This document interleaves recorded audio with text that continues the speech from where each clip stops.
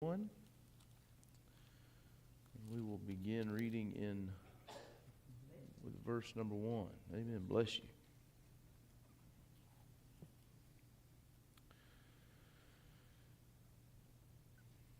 Proverbs 21 verse number 1 says, "The king's heart is in the hand of the Lord.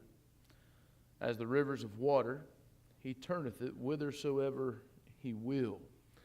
So the first part of this is the part that he says that the king's heart is in the hand of the Lord. There's the significance of that, and again, we don't necessarily have an impact with that with us, but back then, obviously, the king was somebody of great significance and importance, and the whole idea is that God can hold and guide the human heart, period. Doesn't matter who it is. And so Solomon uses the king as an example of, look, if he can guide and do this with someone as powerful and noble as a king, that means he can do it with anybody, right? And so that's really the idea there that Solomon is driving with that first part of verse number 1. The second part is really a beautiful picture when you look into it and understand it, because the second part of verse number 1 says that as the rivers of water, he turneth it whithersoever he will. This is an analogy that Solomon is using to illustrate how God guides the heart of man. In a moving river, you don't have to carry each drop of water to the place that it's desired, right? If you have running water, you don't have to pick up and carry that water to get to where it's desired, because if it's running and you want it to go somewhere other than it's going, how do you get it there? Right, you can dig a trench. You divert that to wherever you want it to go, and so if one can shape the banks and guide the direction of the river, the water is going to go where it's desired. That's the analogy and illustration that Solomon is using. And so, when it comes to us and guiding us and trying to get us where he wants us to go, God does not have to, for a king sometimes to get people to go where he wants them to go, there's only one choice, right? It's usually not pretty. It's usually through violence, and it's usually through, God doesn't have to do that. God can guide us, and he may do it through arranging circumstances in our lives like the banks of a river to guide us and flow us where he wants us to go. And so God has that ability and that power to do that with us. Verse number 2 says, "Every way of man is right in his own eyes, but the Lord pondereth the hearts." Again, this is a phrase that we have heard, we're familiar with, that every man does that which is right in his own eyes, right? We've heard that before. And, we, by nature, we're guilty of justifying ourselves. Anything that I do, I can justify if I really want to. Doesn't make it right, correct? But I can justify it. Oh, well, I did that even though it was wrong. I did that because of this. That's sometimes we do it in sincerity. Sometimes we do it with deception. But stubborn pride makes us generally think every way of man is right in his own eyes. Second part of that says, "But the Lord pondereth the heart," or the Lord weighs the hearts. And so we may be confident in our own way, but God knows. We justify things according to our hearts. And, you ever heard, maybe even you yourself have used the phrase, I followed my heart, right? Well, that's not always good, by the way. But, folks will say, in my heart, I know. And, the reality is that the Lord ponders. The Lord weighs the heart of men and women, knowing that the heart itself does not justify anything. Verse number 3. To do justice, to do justice and judgment is more acceptable to the Lord than sacrifice. To do justice and judgment, or to do righteousness and justice. The way this is dealing with the way we treat people. What might be called our horizontal relationship is important to God, because God wants us to have good relationships with each other, doesn't He? It's important to Him, and He wants us to do righteousness and justice in this world. And so the second part of that says that it's more acceptable to the Lord than sacrifice. Animal sacrifice, which is what they used then, was a way to walk in a right relationship with God. They would offer those sacrifices, and that was to help. There was atonement sacrifices. There were all kinds of sacrifices, and that all played a role in them having a right relationship with God. And if our relationship amongst each other is referred to as a vertical relationship, what kind of relationship is this? A little bit of school in here for you. If ours is vertical, our relationship with God is horizontal. There you go. And so when we, horizontal is ours, vertical is us with Him. Somebody, y'all. Nobody answered fast enough the first time, and it got me backwards. Anyway, y'all know what I meant, right? Read between the lines, would you? I mean, so the whole reason is that, again, Solomon is pointing out the importance to God in our relationship with each other, and how that relationship with each other impacts our relationship with Him. And this was truly missed if you go back to Luke chapter 10 and verse number 30. Whenever you have the story of the Good Samaritan. Right? That was important enough for God to be able to share how the Levite and the priest, how they both, they walked right on past that man in need. And we're to have compassion on one another. We're to have good relationships with one another, because in turn that's going to have an effect on our relationship with the Lord. Verse number 4, "And high look and a proud heart, and the plowing of the wicked is sin." So a proud look, or this high look, which really a high look. What is a high look? Anybody know? A haughty. What is a haughty look? Looking down your nose at somebody. It's kind of haughty and proud kind of go hand in hand. And let's just be honest. There's, we folks that think they're better than others, and we certainly know that there is no shortage of that. And here's the sad thing is it just trickles on down. It's it's easy.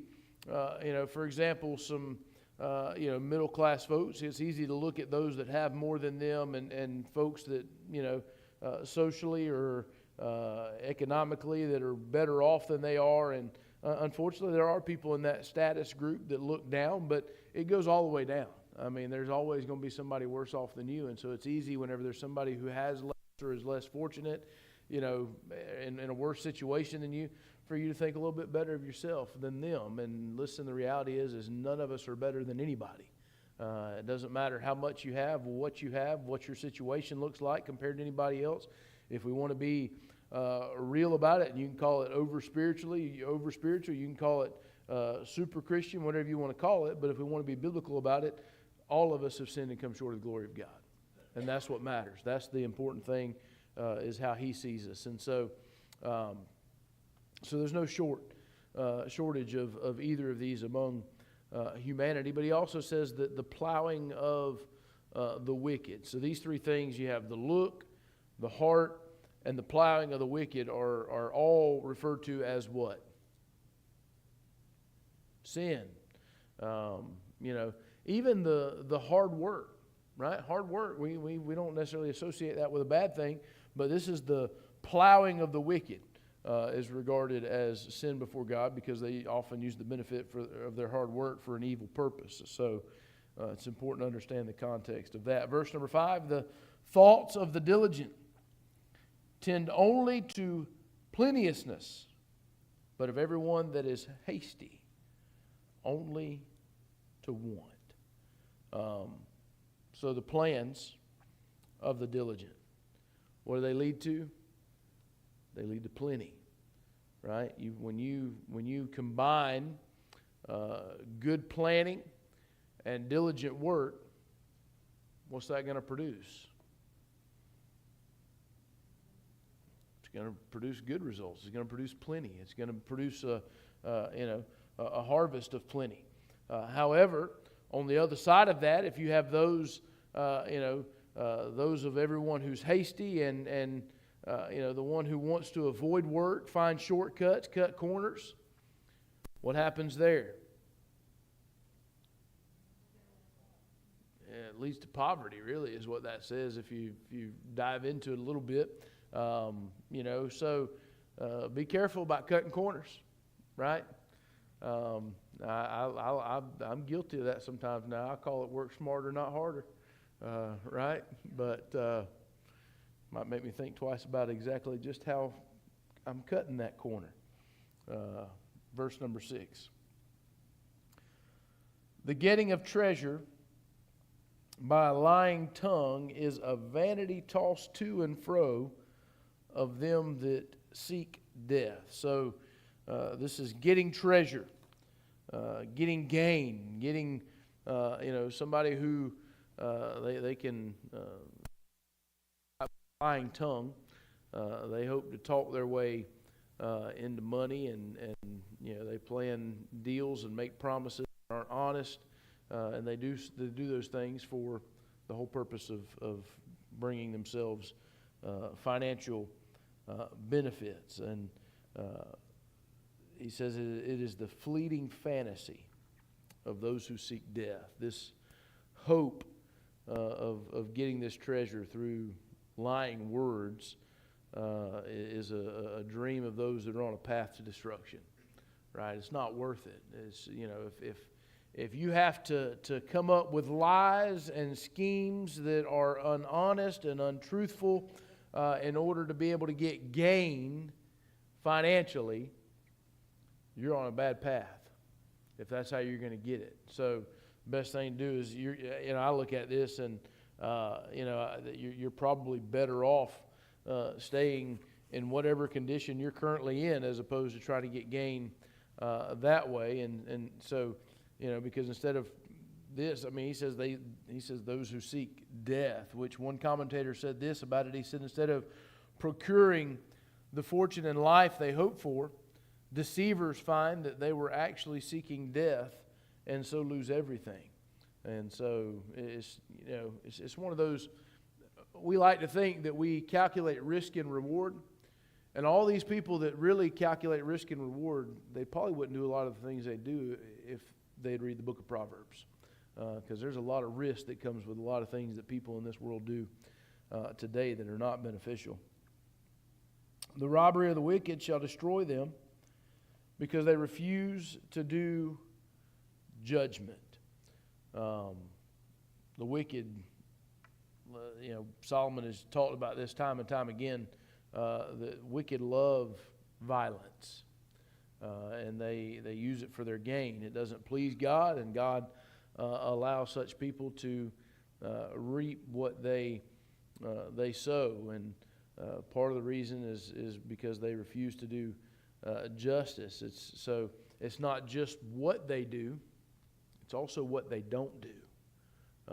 They're evil, they're wicked, they love violence, so that's part of it. But also a part of it is what they don't do. They refuse to do justice, and so God cares about both, what they do and what they don't do.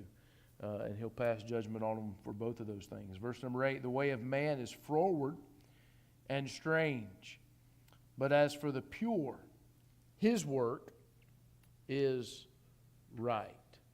So the way of man is froward. This is a guilty man. And so Solomon is saying that a guilty man, or the way of a guilty man, is perverse. And every life, every one of us are on our way somewhere, right? We're on our way. We're on a way. Which way you're on is dependent on you and what you're following. And some people walk in a way that is absolutely twisted. It is absolutely wicked. It is absolutely ungodly. And so it's perverse. And so those who walk this way, he says, are guilty before God. And the second part of that, he says, but as for the pure, his work is right. And so if the crooked way belongs to the guilty man, but the right work belongs to the pure man. And I think it's safe to say, if you were looking at what Solomon is saying there, you want to find out which one of those you are. Look at the path you're on. Where are you going? That's, again, that's a decision you make. And, it's so funny is that when you think about that, people are so quick and, to push the blame on other people. We're quick to push the blame on God for things, and we want to know why, but how often do we really sit down and look and say, which path am I on? Where am I going? What am I doing? Tells you a lot about where you are spiritually. It tells you a lot about what you can expect to come if you just take time to look at that path and that you're on, the way that you're on. Verse number 9. Somebody read ahead over here. I was going to say so. I'm not even saying it. Yeah. How many of y'all have ever had this quoted to you? Miss Margie says, ladies, it is better to dwell in a corner of the housetop than with a brawling woman in a wide house. That house can't get wide enough, right? That's why I'm beginning to understand. Whoever invented mobile homes, this is where they said, we got to get this thing wider. So they went to a double wide, and then they came up with triple wides, and then they and then you can hook to it and move it.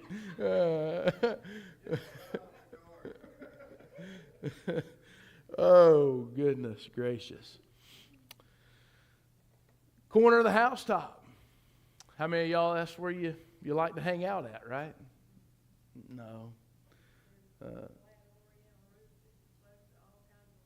Yes. And well, when you consider, when you consider, they didn't have homes like we have today.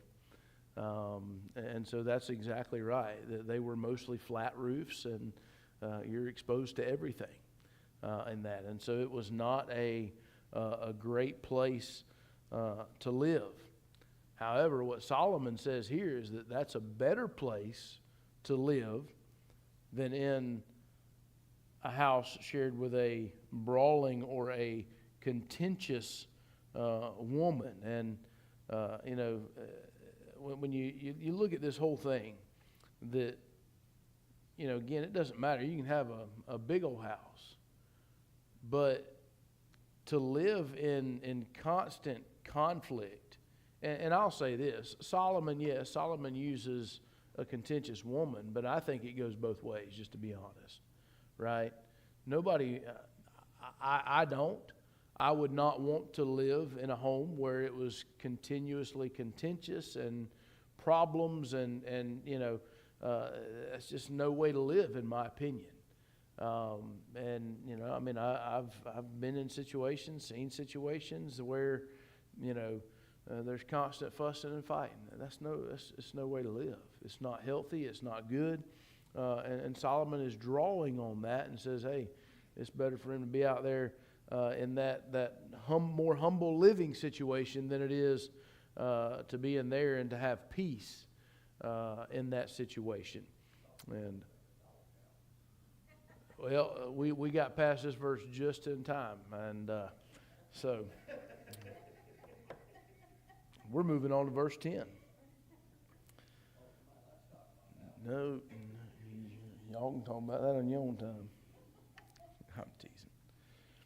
Verse number 10, the soul of the wicked desireth evil. His neighbor findeth no favor in his eyes. When somebody does evil, when a man or woman does evil, they do so because it's what their soul desires. Their inward corruption is expressed through their desires. How often has Solomon talked about that, what is truly on the inside will eventually make its way out. And so this is no different than what he's talking about here with the, if that's what the soul, when somebody does those things, it's what their soul desires. And the evil that marks the wicked is expressed in their inability to get along with their neighbor. They look upon everybody else with no favor in their eyes, and got to be careful with those who can't get along with other people, right? There's something wrong there, and I get that some people make it hard to get along with them, right? However, as a child of God, we have to understand our role. We have to understand our position. We have to understand, while some people make it extremely hard to be kind and to try to love them the way we're supposed to love them, that there's a responsibility there that we have. And that's where, listen, I have grown and matured and in a lot of ways, and one of those ways that I feel like personally that I have had to protect myself and watch myself is offering free advice to people. Now, if somebody asks me, I'll be glad to tell them. But sometimes it's best just to, Mama, the old saying, Mama said, if you ain't got nothing nice to say, don't say anything at all. Sometimes that's the best way to keep good relationships with people, is just keep your comments to yourself. Just let it be. They have to answer for them, and you have to answer for you. And so, we have to be mindful of that and be careful of those that can't get along with other people, and don't be one of those people. Verse 11, when the scorner is punished, the simple is made wise. And when the wise is instructed, he receives knowledge. So when the scoffer is punished, the simple is made wise. There's 3 degrees. There are degrees of fools and their foolishness. The scoffer is one that is hardened in their rejection of wisdom. Solomon has alluded to this type of person all throughout the book of Proverbs. While the simple, does anybody remember we talked about the simple because he addressed the simple early on in the book of Proverbs, not so much recently. But the simple is that person that's just they're naive, they're inexperienced, and so a simple man or woman can learn wisdom. That naive person, that inexperienced person, still has the opportunity to learn wisdom, right? Whenever they see a scoffer being punished, they're going to learn from their mistakes, right? That's what that whole idea is. And so wise men and women don't need to learn everything through their own misery or even through the misery of other people. They learn as they are instructed. So in other words, whenever I was growing up, had I listened to what and done as I was instructed to do, I would not have had to learn wisdom through my own misery, right? And I didn't necessarily have to learn it from my brother's misery or my sister's. So we have the opportunity, and I think God gives us that opportunity. You don't have to learn things the hard way, right? There is an easier way to learn things if you just learn as you're instructed. But so often, if you're like me and hard-headed, sometimes you have to learn the hard way. Verse number 12. The righteous man wisely considereth the house of the wicked, but God overthroweth the wicked for their wickedness.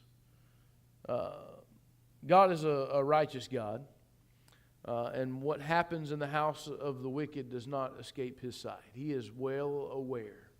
We think that sometimes God turns a blind eye to the wicked because we don't see that just punishment right there in front of us, and we don't see them being, losing all that they have in their present situation, and we feel like that God's He must not be aware, right? So sometimes we try to take things in our own hands, and we want to, or we get jealous and we get upset. And listen, there is not anything that goes on anywhere, including the house of the wicked, that God's not privy to. There's not anything that goes on there that He's not aware of. It doesn't escape His sight. He sees it and considers it, and He considers the house of the wicked with perfect wisdom and justice. And they're going to be judged for their wickedness. If you believe anything other than that, then you have a skewed vision of God. Your vision and your ideas about who God is and whether or not He's righteous and just is skewed. And you just need to be mindful that, listen, He's going to judge them, and their judgment will fit their actions. So just let God do God, and let Him run things, and you take care of you, right? Isn't that what we should be doing? Worrying about ourselves, let God handle the rest of that. It's His place to punish, not mine. Verse 13. Whoso stoppeth his ears at the cry of the poor, he also shall cry himself, but shall not be heard. Solomon has alluded that there's a lot of people that are in poverty because of their own doings, right? They made a choice, whether it be slothfulness, laziness, whether it be, taking on responsibility of someone else's debt and trying to cover that. We've been told to there's people that get that way, but when we look at this and understand that God has a not everybody that's in that situation is there because of those reasons, but regardless of why they're there, does God have compassion for them? Absolutely. God has compassion for them, for the poor, just like He does anybody else. He cares about the poor. He commands us to have compassionate heart towards them. You think about this all. I'm sure you've heard it. You may have even said it, that every one of us sitting here tonight are one missed paycheck away from possibly being right there. For so many people, they're right there. That's all it takes. Miss one paycheck, miss two paychecks. Be without, and I think about some of these people that just went through this storm that have lost everything. And, what they had may not have been much. But now back up and think about this. If what they had wasn't much and it wasn't insured for much. Have you ever looked at the cost of building materials lately? It ain't cheap. Most of them didn't have flood insurance up there. In North Carolina, they ain't flood. We ain't never had a flood here. Last time that area, some of those areas flooded was when Noah was here. So stop and think about now where they at. Yeah, they had a home, but they may not even be able to afford to rebuild a home, because that $750 they're getting ain't going to go very far. That's a whole. I'm sorry. That's a whole nother.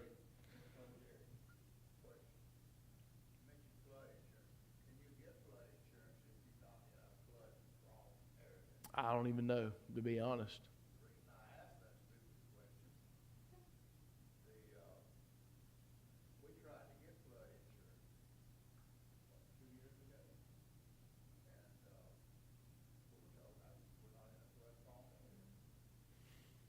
So you can't get it unless you need it, and then if you need it, you can't afford to get it. That makes perfect sense, don't it? Yeah. So have compassion for the poor. And he talks about him who shuts his ears off to the cry. That means that you're ignoring someone in need and their current situation. And again, what Solomon talks about here is the same old biblical principle that we have seen, that we will reap what we sow. So be careful. If you find yourself ignoring those people that are in need, and you have it within your ability to be able to provide any assistance whatsoever, whatever it is. It may be buying a bottle of water. It may be buying a burger. It may be, getting them a pack of crackers. But if you ignore them, be careful, because you may get put in a time of need yourself, and then other people may ignore you and close their ears off to your needs. Verse number 14, not 21. A gift in secret pacifieth anger, and a reward in the bosom strong wrath. Solomon has talked about gifts and receiving gifts and certain situations, and this is right among those where it talks about this is a gift or a bribe, and the secret nature of the gift as Solomon presents it gives us a clear understanding that it's probably not entirely proper. It means there's some ulterior motive to the gift, and in this case, he talks about, so obviously somebody's upset, somebody's mad, somebody's trying to calm that. It may work, and this is most likely in relation to some sort of king or official or leader that he's referring to, and so it may calm them, it may pacify them. As it'd be like in this situation, if just kind of as an illustration, because I talked about it this morning, talking about folks getting pulled over and getting speeding tickets. I'm certain that there are times where those folks are offered some money on the spot, that I'll give you this if you make that go away. That is a bribe. That is done in secret, and it may pacify that situation right then and there. And the next part of it, he says, a bribe behind the back, strong wrath. Again, the nature of the gift or bribe is indicated, and though morally questionable, it may work with corrupt leaders or officials. And but the idea is that it's not a solution. It's not a problem fixer. It's just appeasing, and it's one of those things that, if you look at it in this situation, if they're trying to calm a situation, if they've done something, they're trying to, if they're offering hush money, let's just use that phrase. They're offering hush money for something. And so you bring them and you give them a bunch of money, and you say, hey, listen, I need this to be quiet. I need you to keep this quiet. I can't let this get out. Well, it may appease them for now, but wait till that batch of money's gone. And then what? Hey, I'm out, but I need some more. I'm going to need you to come up with some more money, or else. And so it's just it's a continuous cycle. It's not a good. It may pacify it, but it's going to cause you more problems in the long run. Verse number 16 says, "The man that wandereth out of the way of understanding shall remain in the congregation of the dead. Two paths or ways that a man or woman can walk, and it's dangerous to begin on the way. It's dangerous to begin on the way of understanding, but not to continue on it. This is, to some extent, this same situation becomes tragically true of Solomon. Solomon, wisest man to ever live, right? He's on that path of wisdom. He's on that path, and he got off of it. He departed from the way of understanding, and it caused him a lot of problems. And he was wandering, and he says the man who wanders away from that, he says, will rest in the assembly of the dead. They may, they put themselves in a bad position, and they playing games with their lives whenever they make that detour onto a route they have no business being on. Verse 17, he that loveth pleasure shall be a poor man, but he that loveth wine and oil shall not be rich. To find success and prosperity, it takes, regardless, most people, not all people, but most people who have found themselves well off, some have gotten there by dishonest ways. But the reality is whether somebody gets there by dishonest ways or whether they get there by honest ways, there's still work involved in all of it, right? I mean, we have to be honest about that. In fact, some of those people that work and get there by dishonest ways work harder to get there by dishonest ways because they've got to do more deceiving and do more things. So there has to be a measure in order to get to that point of having discipline and self-denial. And the person who loves pleasure lacks this discipline and self-denial and often ends up a poor man. Why do you think somebody who loves pleasure ends up not having that self-denial, not having that self-discipline that it takes to get there? They indulge. They're going to do what they want to do. They're going to have a good time. They're going to, if they see something they want, they're going to buy it. They're going to, if there's somewhere they want to go, they're going to go there. They love pleasure, and they tend to indulge in that. So they may end up never having anything. But the next thing he says is that he that loves wine and oil will not be rich. And wine and oil, I think we automatically jump to alcohol and oil, but that really wouldn't make any sense, would it? To combine wine and oil. These are, Solomon uses these because they're luxuries. They were luxuries of life, and this is an appropriate way to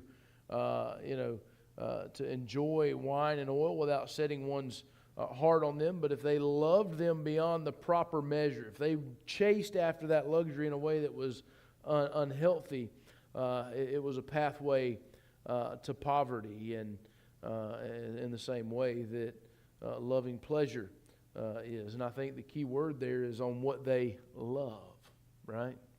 It'll take its toll. It has its effects. And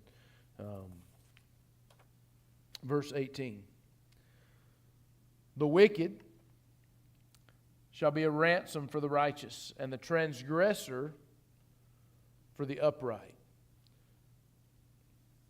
The wicked shall be a ransom for the righteous, and the transgressor for the upright. This is a way of saying the righteous will ultimately succeed with triumph over the wicked, and the unfaithful for the upright is that God promises that in the end that his righteous and upright will be lifted, will be exalted above the wicked.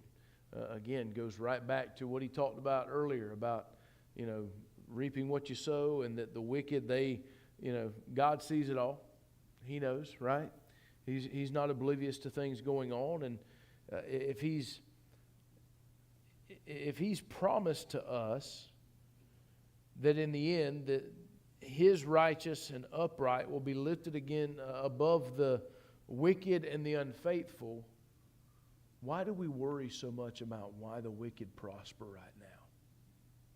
I want you to think about that. And I put myself in that boat sometimes. It irritates the snot out of me to see the wicked prosper. And sometimes I'll let myself get so worked up over it. I'll let myself be bothered by it, and I get so mad and frustrated. Why?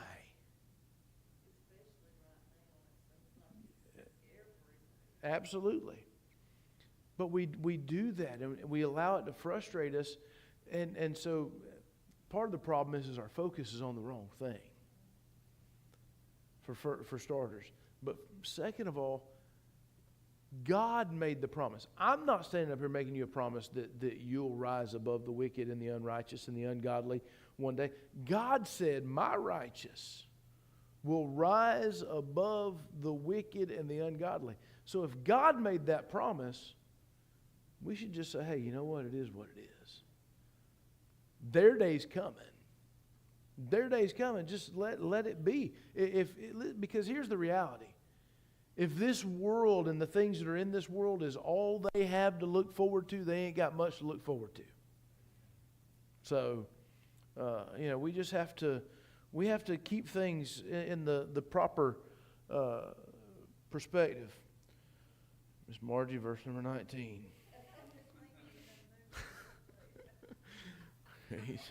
He's done went from the corner of the house, corner of the roof, to verse number 19 says, it's better to dwell in the wilderness than with a contentious and an angry woman. He did. Brother Heath, there's that just go out the door and just go on.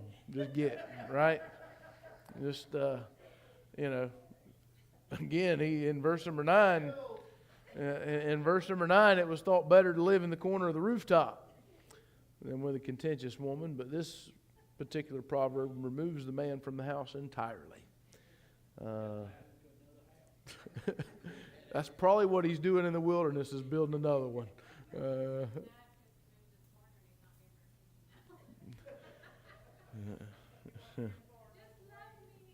Yeah. Well, she was contentious and angry. She was a brawler in verse number 9. So he had to get to the rooftops because he wasn't in a good place there. It was not his. It was his fault. I mean, it was 100% his fault that she was upset. In here, verse number 9 speaks of the contentious woman, and here in verse number 19, it is mentioned contentious again, but this has it brings the idea. Whenever you look at it, it says it's better to dwell in the wilderness than with a contentious and an angry woman. So we've added an element there. Verse number 9 says it's better to dwell in the housetop than with a brawling or a contentious woman in a white house. But now we've added contentiousness and anger into the picture, and sets the unfortunate man even further from the house. Then, we laugh, but there is nothing more significant in a home than peace. It's important. Growing up, I had some moments with, just be honest, we're recording, I don't think he watches them anyway, but there were times growing up in my home, whenever I was with my dad, it was not a house of peace. It was anything but. And it's not healthy. It's not good for anybody. And that's what Solomon is trying to drive home here, is the value of peace and happiness in a home. Verse number 20. There's treasure to be desired and oil in the dwelling of the wise, but a foolish man spendeth it up. wise man or woman lives a life that's blessed by God, and sometimes, God's blessing sometimes can come in material ways. I believe that with all my heart. However, even if we lose those material things, it does not mean that we cease to be blessed, because we're still blessed regardless of what we have. Those they may have desirable treasure, and so people may have these desirable treasures and good oil in their home, but here he's foolish man have trouble gaining what one has. Part of that reason is because he doesn't have the character of life or blessing of God that leads to that. And even if he were to gain it, Solomon says that he'd waste it away, squander it away. Verse 21. He that followeth after righteousness and mercy findeth life, righteousness, and honor.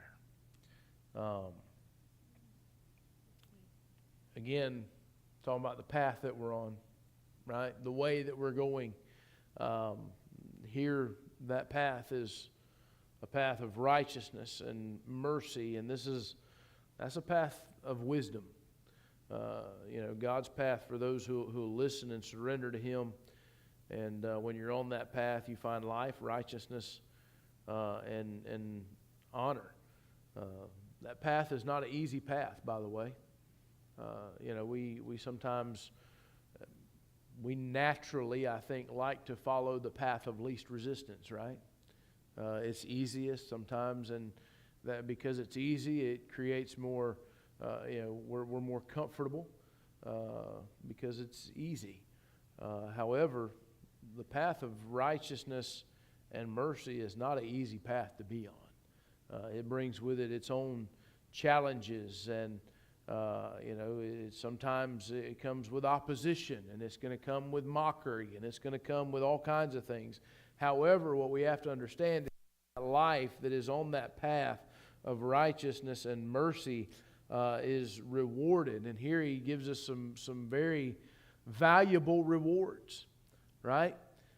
He says that it comes with life and righteousness and honor, which to me says, hey, it's a difficult path, okay? But it's well worth it.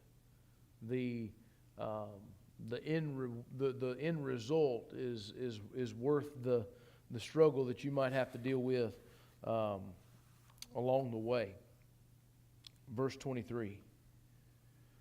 Whoso keepeth his mouth and his tongue keepeth his soul from troubles. Guarding your mouth and your tongue is important. Amen? Amen. Because unguarded words, unguarded mouths bring a lot of trouble. And so it takes wisdom to be able to guard those and keep those, keep us from getting in trouble with those things. Verse 24, proud and haughty scorner is his name who dealeth in proud wrath. A proud and haughty man, scoffer, is his name. Again, type of fool is what a scoffer is.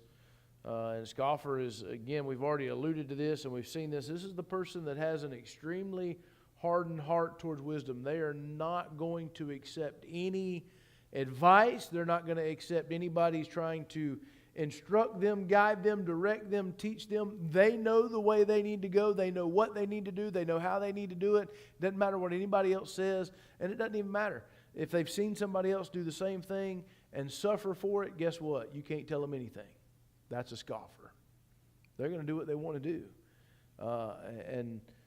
He's known to be proud. He's known to be haughty and thinking of himself better than others, even better than God. And so that's he acts with arrogant pride. And his life is going to be marked with that. Verse 25. The desire of the slothful killeth him, for his hands refuse to labor. Here we go again with the lazy man. He just don't have any initiative, don't have any energy to fulfill, his duties. And his life of unfulfilled desire is unsatisfied and feels as if though it's killing him. That's a dangerous place to be. And, I think that it's easy for people like that to allow themselves to slip into a great depression because of their unsatisfaction in what they have and what they do. They're not satisfied, but they continue in that state. And, he says that their hands refuse to labor. They may have an inward desire for things, but they don't have the desire to work. And those two things go hand in hand. If you have those desires for those things and you want them, then you're going to have to work for them. And it's not going to come easy. You can't be lazy. Verse 26, he coveteth greedily all the day long, but the righteous giveth and spareth. The reference here is probably still to the lazy man. That's probably who the he is. I would imagine that Solomon is referring to, because he doesn't give us any other idea other than he's just continuing on with that same thought. And with his desire, that lazy man, he knows what he wants, and so he sees other people with it. So how does he respond? He covets, right? He wants it.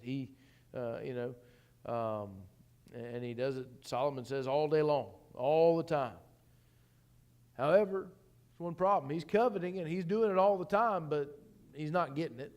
He's not making any progress towards it.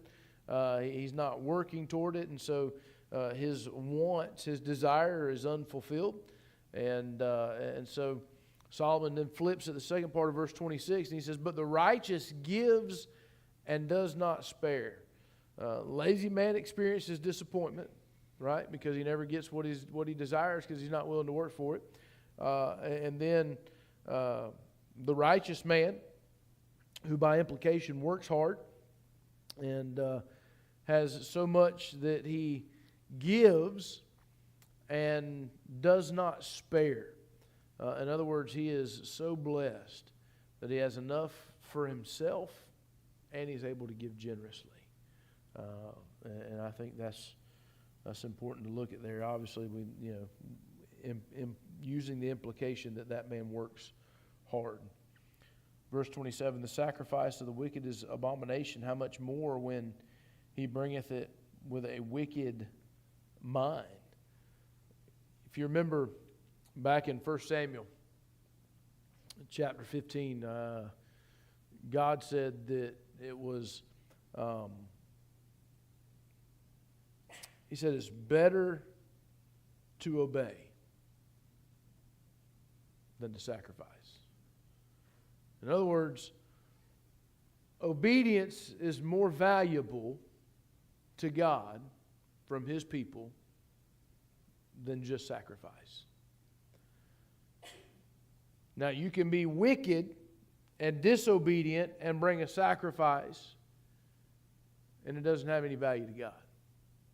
So you can be obedient and not sacrifice and be valuable, or you can be obedient and sacrifice and be valuable, but you can't be wicked and then try to bring a sacrifice and expect God just to be okay with it and that make everything great. That's what Solomon is talking about here, that religious ceremonies and religious practice does not in any way, shape, or form cover or make up for living a wicked life. And so God may regard those religious ceremonies, as he says, as an abomination. And then he goes on, he says, well, how much more worse when he brings it with a wicked intent? It's bad enough for the wicked to come and to perform religious ceremonies, and God looks at that as an abomination. But Solomon said, how much worse is it whenever he comes and his intentions are bad?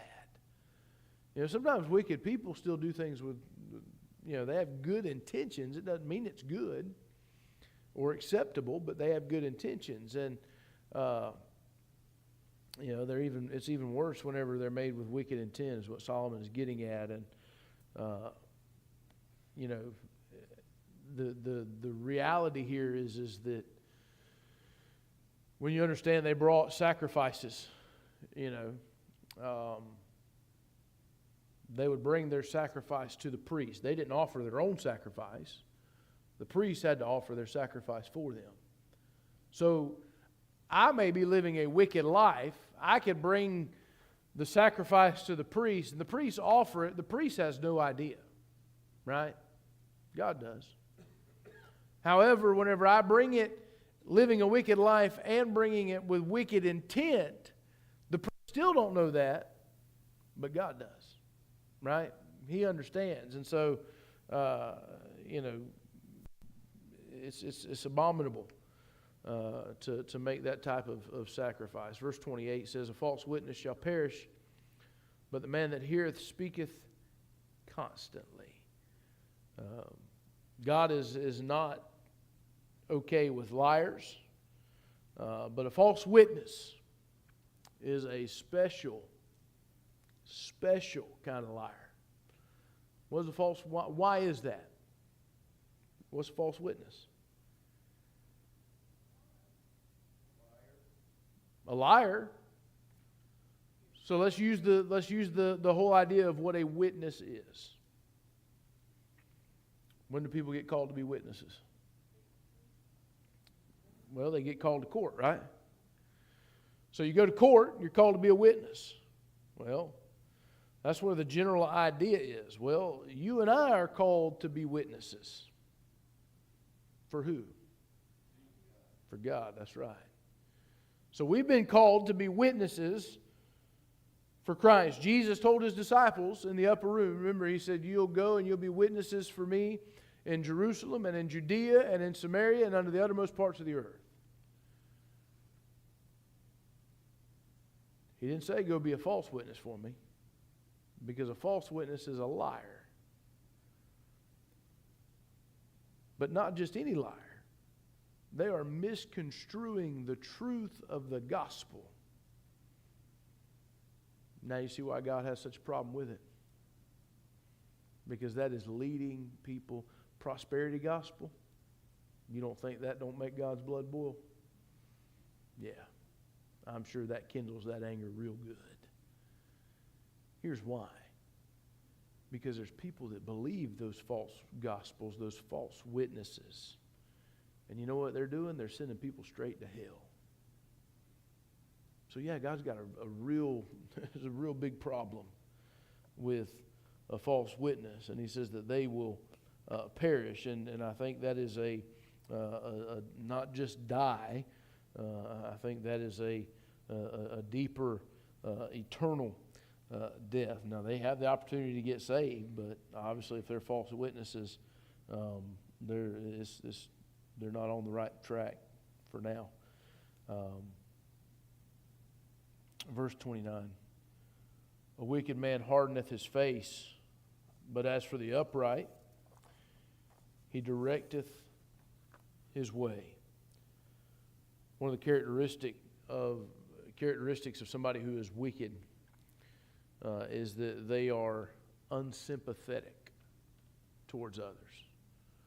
Doesn't matter what anybody else has going on. They're unsympathetic. They don't care. Their face is hard and unfriendly to others, and particularly to those in need. And they think that this hardens his face. Is that one commentator that I read? I liked how he explained. He said he thinks to make good one lie by another, to outface the truth, to overbear it with a bold countenance. It seems to be a metaphor from a traveler that sets his face against the wind and weather and holds on his journey, though he be taking long strides towards destruction. And so again, he can do all those things, but the upright man, he said, as for the upright man, he establishes his way. They don't face the same self-made obstacles that the others do, and his way is established and made sure. Verse number 30. There is no wisdom, nor understanding, nor counsel against the Lord.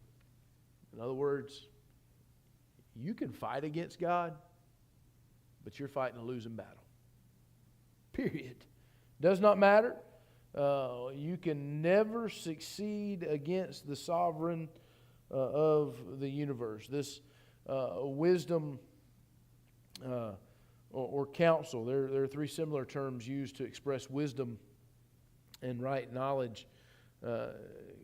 God is the God of all wisdom. He is the God of all understanding. He is the God of all counsel, and so things are always for Him and never against Him. Verse 31, the horse is prepared against the day of battle, but safety is in the Lord. So during Solomon's day, the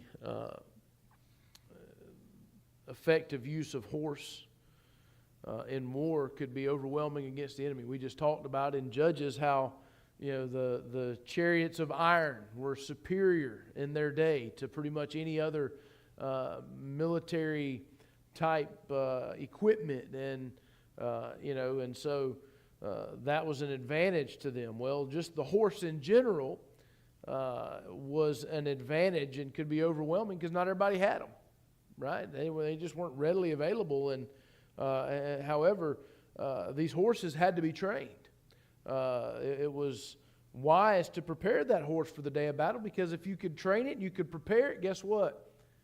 It increased your chances of being victorious. So it's wise to do that. And so the horse is prepared for that day.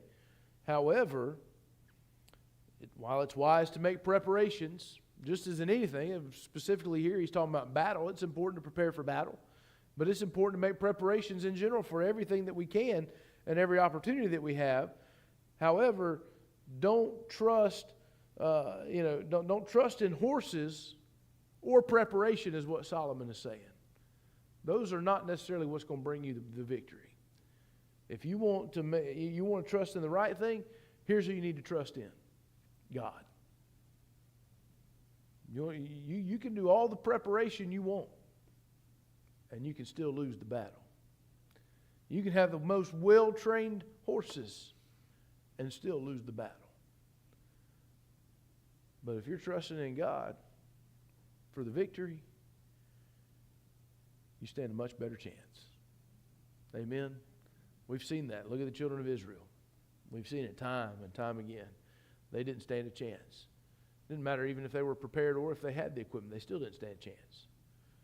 But because they had God and they were trusting in Him, they are able to get those victories. And so I think, it's one of the reasons it's so important in life in general, and this is outside of a battle-type setting. We do planning and preparation for a lot of things in life, don't we? But when's the last time, as we're making those plans and making those preparations, do we sit down and say, God, what would you have me to do? God, how would you have me to do this? God, which direction would you have me to go? And let Him guide. So that, guess what? If you're following Him, you're on a sure path. You're going where you need to go. And if you're following Him and He's led you there, you're going to be victorious. You're going to be successful, no matter what it is. Amen? Anybody have any thoughts, comments, or questions tonight?